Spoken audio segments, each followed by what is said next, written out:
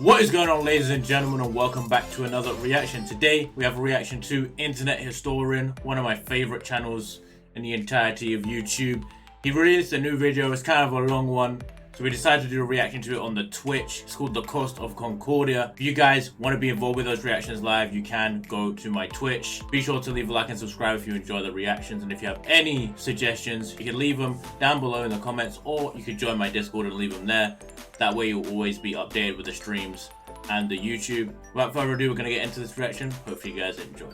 It's about a boat. It's about a boat. Holy. You should have told me we'd watch this straight away. The Costa Concordia. Ship of dreams. It's been 8 years. Since I he can last still uploaded. smell the buffets from their 5 restaurants. The casino and 3-story theater had hardly been used. Ah, the gym. They have a gym? The day spa. The sheets in 1,500 luxurious cabins hadn't even been slept in. Costa Concordia cost $570 million to build. For one boat? And you could tell. You could really tell. This is a Titanic song remix.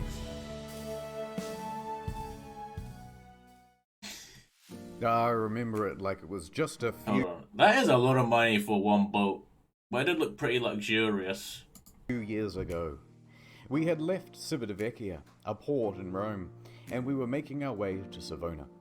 It was day 2 of our 7-day journey. But that ship, That's a big boy ship. she was cursed. She was cursed. When she premiered, the traditional bottle of champagne bounced right off the side instead of smashing. A bad omen. But I'm not the superstitious type. Under the ladder. Nothing could go wrong on Friday the 13th of January, 2012, On the 100th year anniversary of the Titanic, on a ship that's also only safety rated for 2-compartment flooding, especially not when you have a 5-star max level captain like Francisco Scatino. Why does it say Capdiano Ravioli? 5-star max level captain. Capdiano Besto Ravioli. Mama's pizza sauce. Like what? Francisco Scatino. A man who mysteriously rose from head of security to the position of captain within just a couple of years. He knows exactly what to do in case of an emergency. For example, when he caused this emergency in 2008, when he crashed into a port in Sicily. And in 2010, in Warnemünde, Germany, when he was steering a different ship and came into port too fast and caused another collision. I've got a good feeling about this. So let's... Okay. It's a beautiful evening. How is he still People captain? are having fun on the slides, drinks at the bar. Antonio Magnotta is playing piano at the restaurant. Martin the Magician is setting up for his show. Martin the And the Magician. ship is setting up for a little detour. It's called a sail by salute. Basically, you get real close to the shore and honk the horn. The locals hate it, but the customers love it, and it's a tradition. Scatino, the captain, comes into the dining hall with the lady, Dominica Samorton. Remember this face, because you'll be seeing a lot of it later. Scatino eats his dinner with her and socializes for a little while. Then he, Dominica, and the maitre d' finish up and excuse themselves. They're heading to the bridge. It's time for that sail by People salute. dabbing on This the time, pole. they're going to get closer than ever. Just 1,500 feet from the island of Giglio. And how are they going to determine this distance? Well, of course, the captain is going to eyeball it. Apparently This it's not captain. an uncommon thing to do.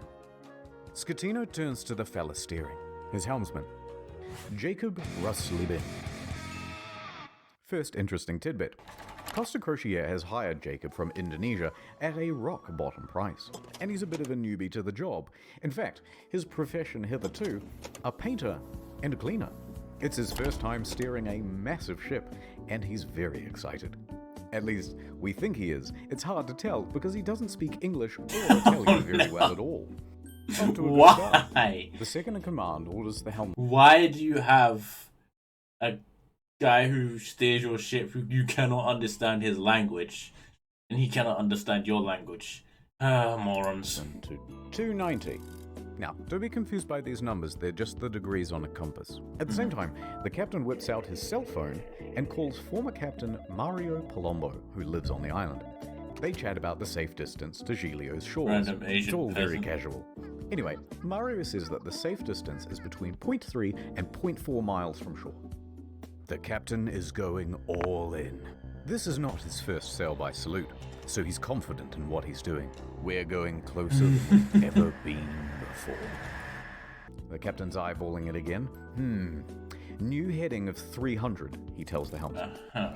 Downstairs, Martin is about to cut his assistant in half. And of course, that means that there's already a lady inside this box. She's waiting for the cue, and then she'll poke her legs out. The captain is giving more orders. Pulling gently to 310. Increase speed to 16 knots. Going this fast is going to be a fatal error. But before we talk about that, Where's let's talk 16 about another knots big problem. in like miles per hour? Language barrier. Because at this point, the captain says 325, but the helmsman relays 315. So the first officer intervenes, and he goes, no, 335, which is also wrong. And then the captain clarifies, no, 325. The helmsman confirms 325. Their poor communication has them moving at a much wider angle than they think. However, the captain should and would know this, except for the next problem, complacency about procedure. The standard procedure of a ship this large is for the third officer to give exact positional coordinates every time the captain gives a new directional order. But they're not doing that. 330, he says. The helmsman relays 330. The ship reaches 16 knots. The captain then turns to the second officer and instructs him to go to the left wing. That's these things here, and they basically exist so you can get a better view over the whole vessel. A few seconds pass, and then the mood starts to turn. Scatino notices white foam of waves breaking against the rocks directly in front of him in the distance. The Costa Concordia, right now, is almost 700 meters closer to the rocks than it should be. Without deviation, there is going to be Rocks a direct were actually underwater. Oh, shit! Scatino immediately commands the ship to start turning away. 335. Not enough. The captain shouts, 340. The captain yells, 350. Now, remember how I said that accelerating to 16 knots was a fatal error? Well, that's because it's made this ship incapable of such a drastic turn. What they've Are they done gonna flip is it? understeer. Here's an example. The front end is not working. You're turning, and you're just going straight. You want to go over here, but you're going to end up over here. So despite the order of 350, right now the bow is still only pointing at 327. Not nearly enough to miss the rock. And oh no, it's about to get worse. That language barrier again. In these critical moments where every second counts, the helmsman wrongly relays 340. The captain snaps back, 350 starboard or we end up on the rocks. The third officer goes to assist the helmsman. Now, don't get confused by the orders from here. We're changing over to rudder instructions. The captain yells, starboard 10, starboard 20, and still it's not enough. Hard to starboard. That means as hard as it'll go. But at this point, even if they clear these rocks, they need to get the rest of the ship to swing around it. So the captain yells, midship, which centers the rudder. The bow is now less than 150 meters from Skull Rock. Port 10. But the helmsman only gets to port 5 before another order is given 2 seconds later. Port 20. They might just avoid disaster here, maybe. But then, oh no. One more time, the helmsman cocks up at the worst possible moment.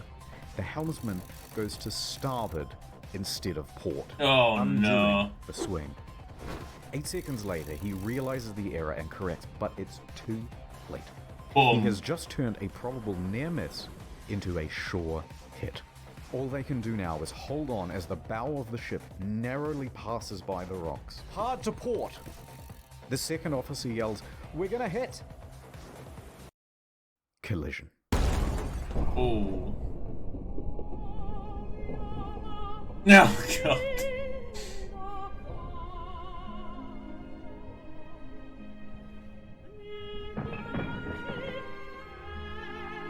Brace.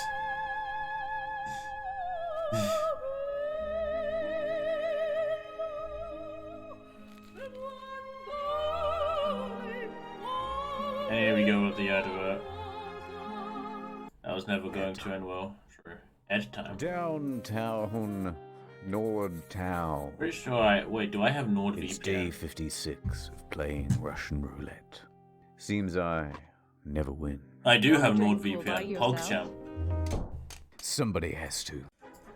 I hear you're a man who's good at finding folks. I'm many things. I'm looking for this fella. I gots to find him. It's breaking my little heart. I'll see what I can do. I have contacts in thousands of servers in dozens of countries across the globe. And just like that, she was gone. The only thing she left was a calling card. Sometimes when you follow a case, it follows you back. NordVPN can protect my online data. But who can protect me from myself? When they said this job gets easier, it was just another lie. Forensics found his password spread all the way down the block. In a perfect world, we'd all use NordVPN. But I guess this isn't that kind of story. I took the brakes off my car. Man like me never really learned how to stop. Shut the fuck up. I took the steering wheel out too. I let the road take me where I'm supposed to be. That's right, Toots. Your husband's dead. Merry Christmas. Go to nordvpn.com/internethistorian for a huge discount on a 2-year plan. Huge discount. And we're about to get another ad. What a lad. Why did they get some Asian peasant as the second officer on the ship though? That is a great question and I cannot answer that. And not some Italian peasant. Well, you'd think they would want them to speak the same language. Maybe he was cheaper labor. I don't know. Maybe that guy owed their family a favor. I don't know. The ship hits rocks on the port side. A 53-meter gash opens up in the hull, and thousands of tons of water begin pouring in. A loud scraping and bang is heard by all passengers. At the helm is panic. Rumblings in the dining room. Martin awkwardly pauses his act as he's helping his assistant into the box. Meanwhile, the lady inside is trapped and terrified. There's confusion across the ship. All of the crew off shift come back on duty. All officers run to the bridge. Technical crews run down to the lower decks to assess damage. On connection with the rocks, they lose propulsion and slow to 8.3 knots. And they are now adrift. Close the watertight doors at stern. Enormous volumes of water are pouring in. So much so that within 29 seconds of collision, all 6 engines stop working through flooding. 22 seconds later, a blackout happens. Lights, electrics, the water pumps too, everything. The captain orders the helmsman hard starboard. This is the final position of the rudder before power to that too is lost. The Costa Concordia, now without power, is drifting starboard, plunged into absolute darkness. A quick breakdown of the flooding. When the Concordia struck land, it tore open 3 watertight compartments. At first, compartment 5, which filled very rapidly. Then 6 more slowly, 4 shortly after. Then 7, 8, and 3. Modern ships are built to withstand 2 compartment breaches. These compartments especially, though, are a problem. Because now, wouldn't it be more smart to have them spread out? Or is that impractical? Why are they so close together? That's what I'm saying. They contain the engines and the electrics. These main generators give power to the whole ship. Why not make them higher? From motors to rudder to hotel functions. Pretty much everything. When they probably went out, the ship was a functionless, I'm not a sinking mechanic. cage. I have backup ones higher. That's a few seconds later, the emergency batteries for internal lighting and communications kick on. When the lights come back on, Martin has vanished. He's ditched the stage. And it caused a huge panic in the theatre, as passengers are trying to flee to their cabins and to muster stations. People already in their cabins come out and start making light tests. Staff rally and try to calm everyone down. Everything is fine. There's no need for vests. Please return to your cabins. The emergency generator starts. All of the watertight doors close except for door 12. Of which course. is jammed. The captain calls Pilon, the chief engineer, as the ship begins to list on the port side. There's water coming in? Yes, there's water. But where? The engine room. But a lot of water? Yes! There's water, you can't go down. Let's go down the other side. In a moment we'll start the pumps, I'll let you know. In the theatre, the whole magic box apparatus slides right off the stage and falls into the crowd, further increasing panic. On the bridge, an announcement is being prepared. They are going to lie to prevent a panic. No, Let's just say we have a blackout. The deputy chief engineer enters the engine control room. He confirms to the bridge that at least compartments 5, 6, and 7 are flooded. Announcements are made. On behalf of the captain, to inform you that due to an electrical fault, which is currently under control, we're currently in a blackout. Our technicians are working to resolve the situation and will inform you of developments as they occur. Thank you for your attention. Probably not a good idea to lie, but then Coincidentally, at the everyone's same gonna time panic. in the restaurant, they're playing My Heart Will Go On, and it's very Oof. much not helping the situation. The captain calls the Costa Crisis Unit. Roberto Ferrarini. He tells the crisis unit that they've hit a rock, that they're assessing damages, and that they are also in a blackout. The crisis office says to reverse the ship up onto shore. Well, how are you going to do that? You don't have power to the rudder, let alone the engine. You know, hoist the sails? Anyway, around this time, the wind direction creates a starboard list, and the ship begins to turn anyway, drifting right back towards the shore, which is a very good thing because you want the ship to end up as close to shore as possible. I was gonna ask, is it better for them to like crash closer to the hit the land, or just to A panicked sink? passenger senses that something is off. This isn't like any electrical problem that she's ever seen. Plus, there was a massive crashing noise and now the ship is tilting. So, she contacts her daughter in Italy. The Me daughter daughter. then calls the police, and the police call the harbour master. While that goes on, a conversation between Pilon and Ambrosio. Perfect, The well. diesel is not starting. The captain asks the engine room, but where have we made contact? Thinking that the incoming water can be reduced. Captain, here everything is lost. The electrical panel, everything. They're saying at this point that the ship is going down. The captain calls Roberto Ferrarini again. Actually, 2 compartments have been flooded, but don't worry, the ship's stability He's wrong, isn't it's in 3. danger. Wrong. Passengers begin going to muster stations on their own initiative. The cruise director says, "We have a lot of people at muster stations that I do not want to fall overboard. Do we make an announcement to tell them to go to the lounges?" Bozio says, "I think that's best." The harbour master from Livorno calls the ship. The captain tells them that we just have a blackout. How long has this blackout been going on? About 20 minutes. Have you I asked see. passengers to put on life vests? It's just a blackout. I gotta go. The harbour master is suspicious. He says to his superiors that he thinks something more is going on. He calls a patrol boat to the area and asks them to look at the ship. Another problem. The fan on the emergency diesel generator isn't working properly. Pilon manually has to turn the thing on and off with a screwdriver so that it doesn't overheat and cause a fire. The captain is on the phone to the lower decks, asking pointless questions, like, is it still flooded? Yes. Yes, it is. The captain is essentially in denial of the situation. The harbour master calls again. Finally, he says, the ship is taking on water through an opening in the left side and the ship is listing. He qualifies with, no one dead or injured. The harbour master asks if he needs help. Wait, what? He qualifies with, no one dead or injured. He's lying. That's not something The he harbour would master know. asks I if he see. needs help. Just a tugboat? When in reality, they need a full rescue. With 3 compartments This left, man's lying for what reason? Like, the no, the captain water finally disappeared. realizes that things are really bad, and they are not going to improve. The Coast Guard orders every available ship to the sea. Meanwhile, up with the passengers, the cruise director's assistant says, everything's under control. Please return to your cabins or hang about in the lounges, no problem.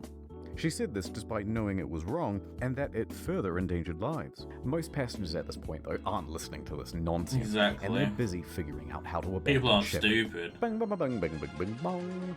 Local television has already picked up the story and they begin broadcasting live radio feed from the bridge. Hey, Capo. Captain, the passengers are going on board the boats. Okay, let them go to shore. So then general emergency? Wait, let me talk to Ferrarini. We risk the emergency generators that do not have cooling. It has cooling problems, 100 degrees. The cooling fan has stopped. Pilon calls the bridge and tells the safety officer they need to evacuate. The safety officer relays this to the captain, but after no response, he orders the engine room to evacuate on his own. The captain says, "No, stay. We're leaving." So what do? General emergency?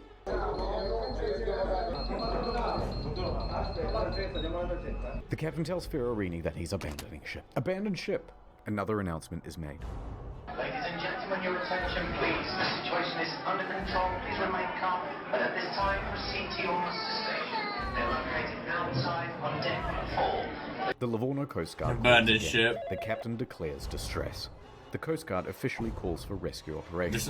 They contact Pietro Mille. The helicopter This all happened because one guy wanted to dab on the paw. Exactly. base commander, who then calls in every available pilot as he rushes down to the helicopter base. Pilon shuts down the emergency generator for the final time. The first rescue vessel arrives. By this point, the lifeboats are already going. Luckily, the ship is very close to shore.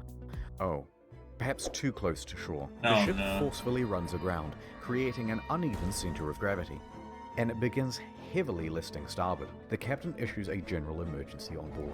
The announcement to abandon ship is finally called and alarms ring out, and with that comes panic. And now that they're listing, with many of the lifeboats too awkwardly positioned to enter the water, there aren't enough readily available, and they have to start going back and forth to the shore, picking people up and dropping them off. The patrol boats report to the Alarm harbour clock master is that the ship has run aground and is listing heavily. So the harbour master asks the captain about it, and the captain says, no, the ship is still floating. In fact, we're trying to maneuver it onto the shore. They know he's lying. Hold on, I'm reversing it. Beep, beep, beep, beep, beep. The captain then says to bottom out the starboard anchor.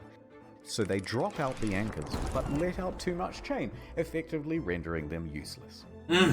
The deputy mayor of Giglio, Mario Pellegrini, and tobacco shop owner Giovanni Rossi arrive at the harbour. They watch the scene unfold. As the first of the lifeboats arrive on shore, the deputy mayor takes the initiative and races to board one of the lifeboats, returning to the ship, and starts trying to find someone in charge.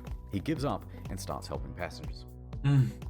Scatino tells everyone to leave and take radios. What did I say about abandoning ship? The maitre d' sees Pellegrini as he's abandoning ship. Changing out of his uniform Unless he's and into a lying. nice suit. I don't know, man. Why he's lying. Dimitri Kostidis and He's in Silvia denial. Kolonica leave with him. Denial. The maitre d' and Sir Morton both get out of there. By this point, approximately 300 people are still on the ship. Mille reaches the helicopter base. The first helicopter, a slow-moving Augusta Bell, was already rising from the tarmac for the hour-long flight south. Hour long. Ozio is the last crew member left on the bridge, coordinating evacuation. He then leaves to help passengers board lifeboats. The bridge is now abandoned. And then, the ship's black box stops working. Apparently there were technical problems with it. That means, from here, things are going to get a little foggy in detail. A while later, rescue helicopters arrive, but they're struggling to find the ship because they're expecting it to still be well above water. Passengers are scaling down the port side by ladder as lifeboats return to pick them up. This is no joke. Oh my goodness. It was no joke, mi amor.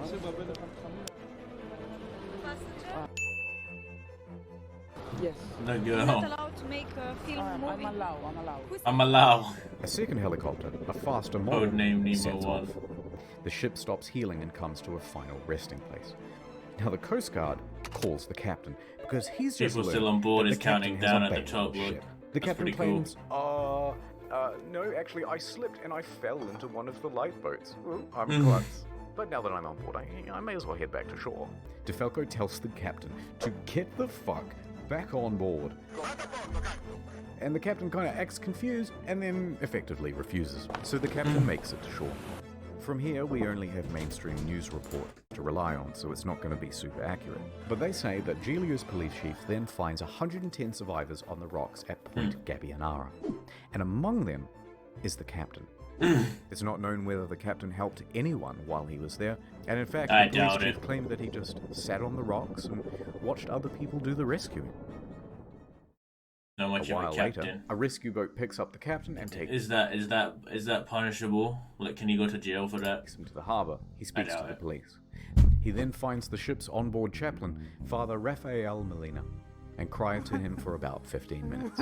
Then he goes to the harbour master's office to receive probably the biggest dressing down of his entire life. Port authorities ask 54 the taxi driver people. to take the Oh, captain imagine back being to in the his last hotel. 50 people. The captain Holy. takes the 30-second cab ride to the Bahamas hotel. According to the cabbie, he was beaten like a dog. He was cold and afraid. He only asked me where he could buy a pair of fresh socks. But then he perked right up again and gave an interview to a news crew. He told them that he was the last to leave. The captain is usually the last to abandon ship. What happened, Captain? We were the last to leave the ship. All day Saturday, rescuers search for people on the ship. Lying, Andy. On Sunday morning, a South Korean couple is found in their cabin, safe but shivering. They had slept through the crash and woke up unable to exit their cabin. Oh. The last survivor, Manrico Giampandroni, was found with a broken leg. He was the cabin's service director. In the end, 32 people died. The final body wasn't discovered until nearly... In the end, 33 people, including a salvage worker who died on accident on the ship 2 years later during the recovery. So someone tried to recover the ship and he died. People died. The final body wasn't discovered until nearly 3 years later. A crew member, Russell Rebello, and it's believed that he died a hero helping passengers off the ship. The Costa Concordia was the largest cruise ship disaster since the Titanic. And then there's the ship. Relies on the captain. I agree. This is what happens to a 110,000-ton cruise liner when it's left half rolled over in the ocean. I see.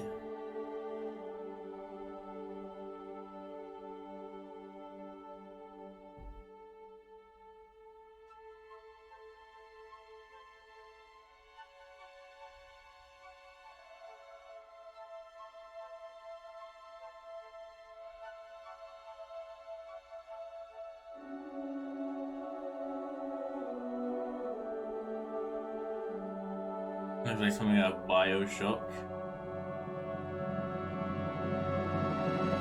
Holy. But this isn't the end. It's just the halfway point. I missed the what most juicy people know parts. is that the Costa Concordia Yes, had you crashed, did, many dead, and that the captain abandoned ship like a coward. But there's a whole veritable spaghetti of details to untangle. Let's dive in. Oh, and manhandled the spaghetti. The deets.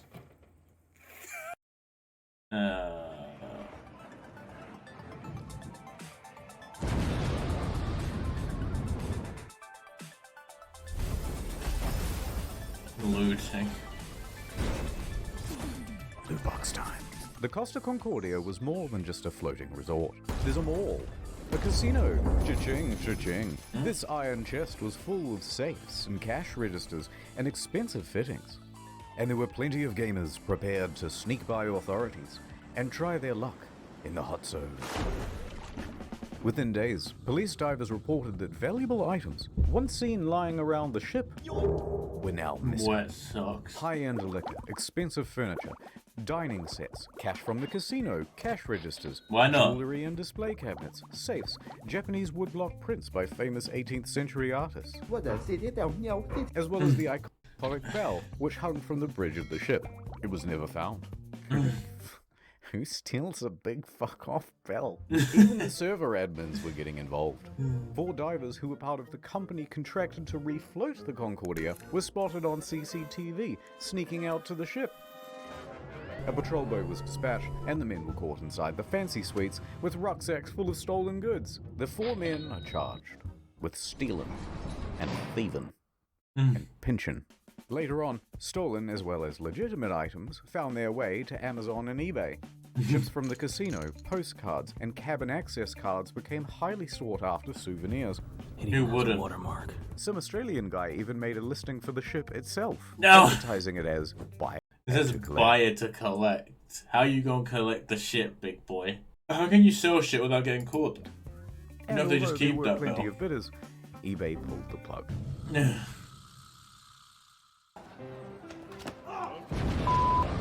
Sir? I know you want to see Scatino go to jail, and we'll get to that. But first, we have to talk about someone else. Domnica Samorton. That was a close one.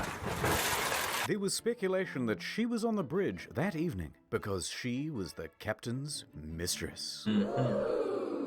Tense media speculation reports that her presence distracted the captain. They both denied their love for years and maintained that they were just friends. Although she did later admit to the media that she found him handsome. And how could you not? You so fucking precious when you... Oh my god. But she says there was Just no friends. romantic link between them. Some people would like to believe, they want to know I have something with him. It's more interesting. It's like, you know, some spicy in the story. Miss Samorton also loved the spotlight, however. Everyone, oh no! And took several interviews. But as the pressure mounted upon her, she began making ominous threats to Scatino. Saying, tell the truth. I give you just 1 week to tell the truth about what happened immediately after you did the announcement to abandon ship. 1 week. He must confess, and that you have but 1 week to come clean. But things from here get weird. Spicy. Samorton is a bit of a wild card. In a subsequent interview, she claimed a helicopter came to the ship well before the other rescue craft to take away a package. Huh? And what was that package? Drugs, apparently. So rumors began that the ship was running narcotics for the mafia. And not without cause. A number of cruise ships, even recently, have been caught trafficking drugs. As an aside, Scatino was tested for drugs immediately after the crash.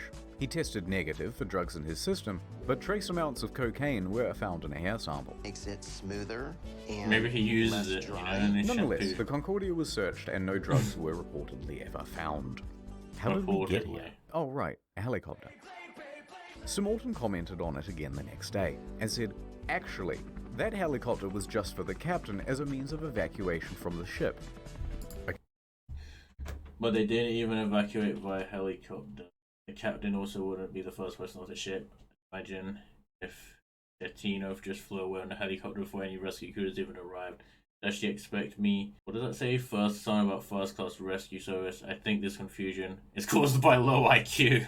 That helicopter was just for the captain as a means of evacuation from the ship. Okay, wait. So she expected to get some sort of first class rescue while everyone else was still stuck on the ship?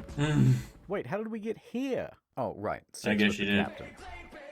Divers were quick to head to the captain's cabin where they found Miss Samorton's lingerie and other articles of clothing as well as a makeup bag. The jig was up, but they continued denying it. Samorton mostly faded from international attention until she was told to appear before the court to present witness testimony.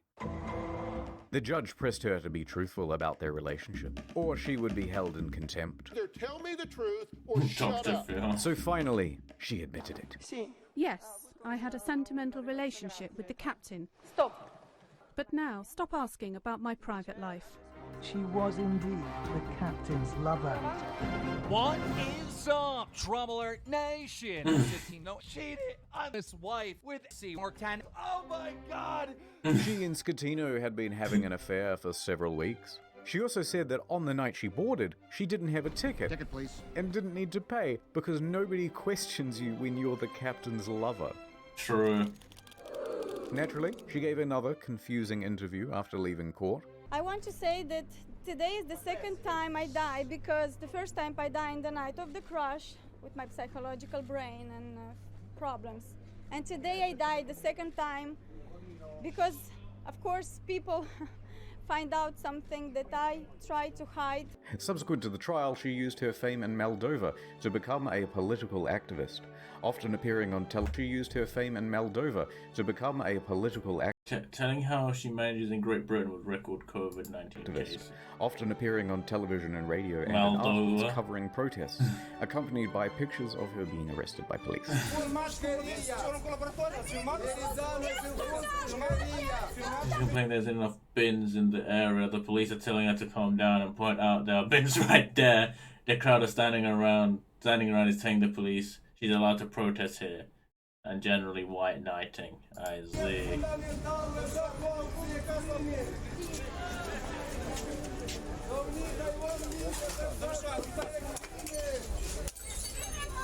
What is she doing? In Moldova. It was some stuff about victims of violence, women's rights, Girl power, yada yada yada. Team safety and interestingly, training. part of a push to block the sale of shares of Moldova's train network to Russia. Sure. Oh no. Other than that, I don't really know what she's been up to. Let me just check Russia. on her Oh god, not again.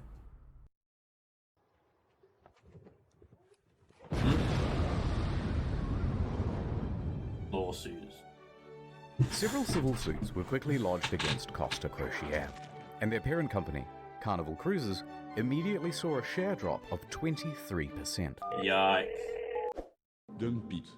Passengers sought compensation for their damaged mental health, lost belongings, and loved ones. Either they allowed him to divert from his course, or they didn't know where their billion-dollar ship was. Within a few days, facing financial and media I have pressure, a question. Like, they made a ship that's worth 500 odd million. Do they make that 500 million back? Like, how long does it take to make that money back? the CEO attempted to join the bandwagon against the captain and the crew. That was not the ordinary route that the ship was taking at the time, and was not only taking, but the time the ship was... Claiming that the ship was not approved to deviate from the route. But that wasn't true. Approval isn't required if the ship is deviating by less than 15 miles, or that it was against company rules. Also untrue, because investigators found that they didn't have any rules about deviating route, and they tacitly encouraged sail-by salutes.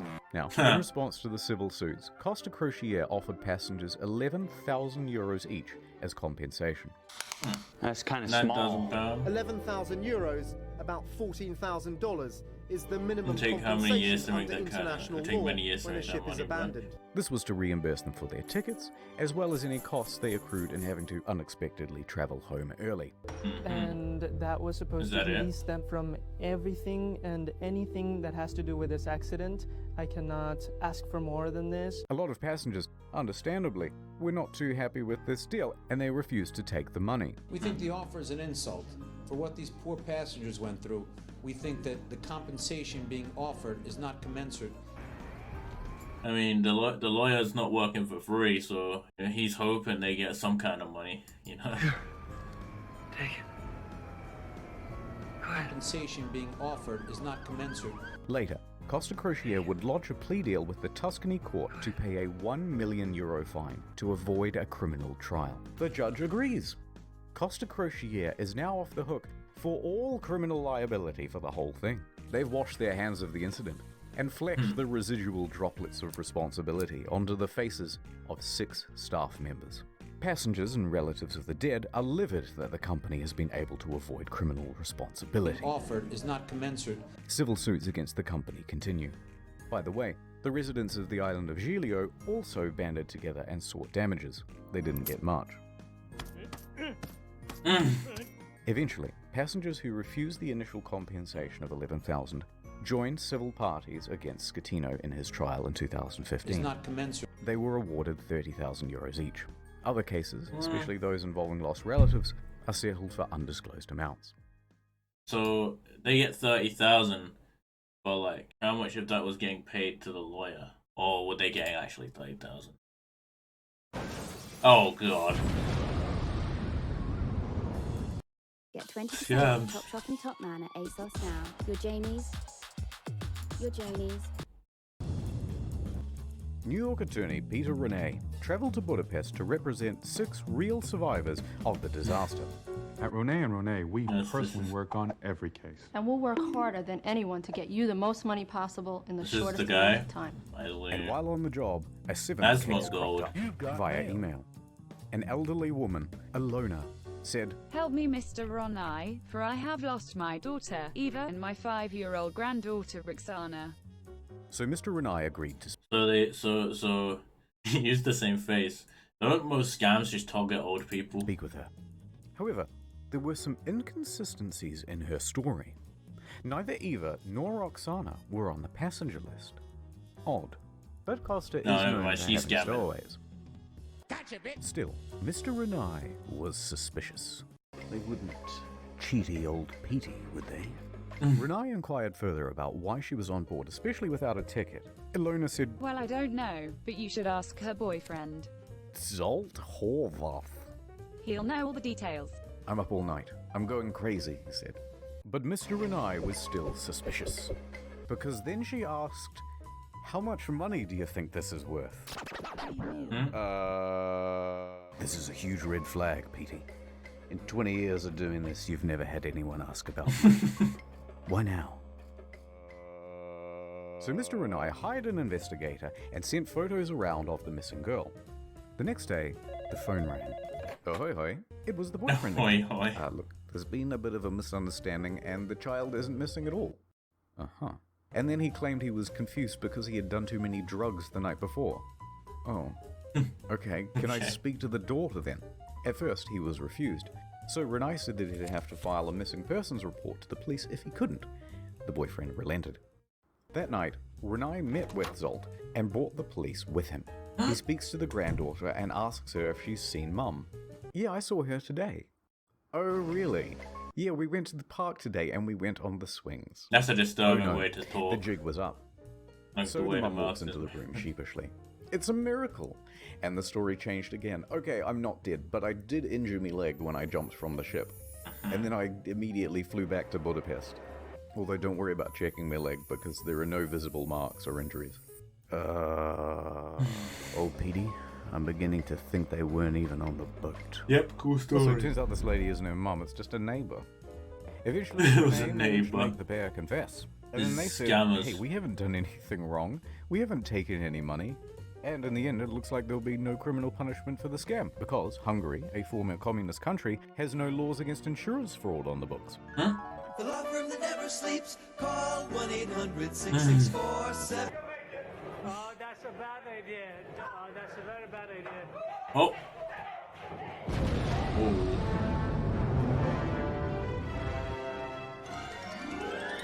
Mario, would you teach me some Italian? Oh, of course. Get back on board for fuck's sake. Okay, thanks. Gregorio De Falco, the naval officer who shouted at Scatino to Vada a bordo. A naval officer of the Corps of Port Authority Head of Operations Section.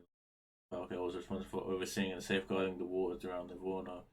Caso became the naval officer who shouted at Frigate Captain, the official Italian rank, the Anglo-Saxon country's equivalent of this rank is Commander, equivalent to Colonel. Scatino to Vada a bordo Caso became a bit of a national hero overnight in Italy.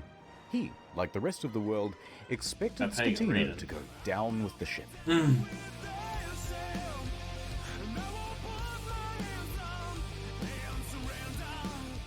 And when the captain chickened out, De Falco was there to admonish him. And when he stopped answering the radio, he called him on his cell phone to continue putting him on blast. When the captain first reported just a blackout, De Falco didn't believe the story, and immediately began preparing a rescue effort, which likely saved several lives. His actions were applauded by most Italians who were tired of their public servants being corrupt and avoiding responsibility. Yikes. Accordingly, shirts sporting Vada a bordo Caso were being printed by the end of the week, others setting it as their phone's ringtone. But then, in September 2014, without warning, De Falco was transferred to an admin role in the Coast Guard. Hear what I said? You've been demoted. De Falco said that he had been passed up for promotion, that he had also not been told which admin office he was even being transferred to, and that it all effectively cancelled 10 years of his career. De Falco was tres furioso, and there was public speculation that it was owing to bad blood between himself and Admiral Delano, his former boss. His status among the public overshadowed his superior in many ways. On the other hand, his boss said, no, it's part of a normal... Every year I sign 500 transfers of officers. They are very normal movements, changing thrusters and enrichment. If he wants to remain operative, he will be able to do it. When he has a degree, now he cannot. We don't promote for a nice operation. More career progression for naval officers, and that he must show more maturity and professionalism to advance his career. Now, it's hard to know what's true in office politics, so let's leave that alone. And anyway, in 2018, De Falco said buenas noches, ya later, to the Italian Navy to become a politician. In March that year, he was elected to the Italian Senate, serving as a member for Livorno. He still serves there today. No, I'm the captain now. Why does he keep doing these? Oh. Jail time. The day after the disaster, Schettino was taken into custody by police and underwent questioning. However, it was clear that this would not be a straightforward investigation. So the judge released him under house arrest at his home in Sorrento, a town in Napoli. By July of that year, the house arrest was relaxed and he was allowed within this general area. While under house arrest, he wrote a book with this journalist from Rai magazine. I have no idea what it says, I don't speak Italian. But goddammit, he must have some kind of charisma going on, because there's been a lot of speculation in the press that he had an affair with her as well. You can't keep getting away with it. Hold on, I got it. Not content with abandoning his ship, this dude is determined to abandon his wife as well. So, Schettino and 5 others are facing criminal charges. Is this meant to be the guy who couldn't understand English and was turning? Anyway, everyone lodges a plea bargain with the court. And all of those plea bargains are accepted, except for Schettino's. And the condition of everyone's reduced sentences are that they must provide witness testimony against Schettino. He touched me. Ciro, Jacob, and Silvia were all given suspended sentences. Roberto and Manrico are able to opt for community service or house arrest. Not a bad deal. A good deal. For them, not for the victims. And that meant that Schettino was now all on his own. Ciro, the first officer, was the first to give his testimony. On the witness stand, he claimed that Schettino was distracted by his mistress and other guests on the bridge. That there was confusion over who was in command. Then it was Jacob's turn, and he said, Mal XD, because he didn't actually bother with his testimony or his reduced sentence. He just fled the country, until authorities 12 months to eventually track him down on the outskirts of Jakarta. And when they said, "Oi, we still want that witness testimony," he just scalped it again, and he hasn't been found since. After that, Ferrarini gave his testimony, then look, we don't have time to relitigate the whole trial, so let's just go straight to the verdict. Guilty! Schettino was found guilty of multiple manslaughter, causing a shipwreck, abandoning ship, and lying to authorities. He is sentenced to 16 years and 1 month in prison. But wait, there's still the appeals. The appeals trial begins. And the verdict on the appeal? Denied. Surprise! Rejected. So Schettino's lawyers appealed again. And the verdict on the final appeal? Schettino made multiple attempts to secure a plea deal but was denied by the prosecution each time.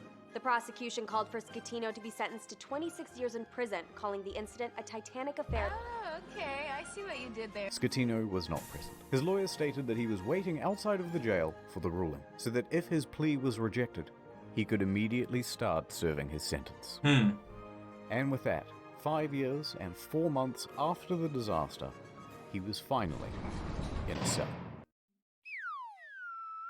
I will not be making any comment. Why did he keep doing that? Refloating, okay.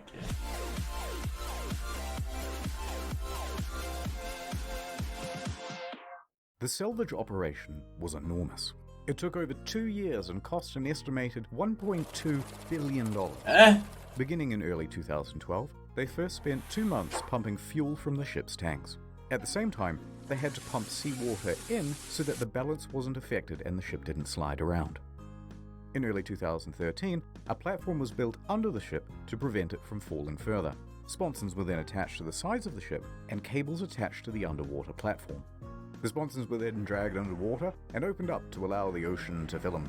The ship could then roll over properly. By late 2013, the ship was upright once more. The sponsons were then attached to the side of the ship to help keep it balanced. It now rested partially above water and crews could walk around safely.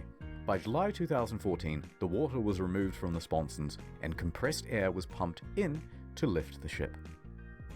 And she was ready to cruise again. This time to a port in Genoa. It was a 4-day towing journey to the docks where a 2-year process of dismantling and recycling would begin. That same weekend of the towing, Scatino was busy. He was the guest of honor at a white party on an island in the Bay of Naples. He appeared on the front page of a local newspaper, flanked by 2 of Italy's most eligible bachelorettes. In the end. Anyway, so that these was a are the pop things video, that I remember from the Costa Concordia. That sweet maiden of the sea. I actually really enjoyed that video, not gonna lie. And as for you, little fella. We're still at the end? Okay.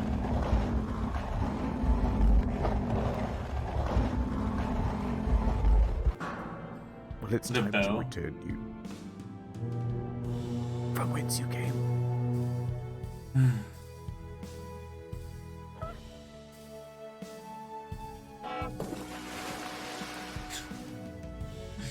Oh, god damn it. 6 quick things. 1. NordVPN, good product, check them out. Number 2, there's a new video on the second channel. You probably didn't see it because it was temporarily restricted. Now it's not. Enjoy. 3. If you've never seen the second channel before, give it a go. It's a different type of content, but we put a lot of production into it.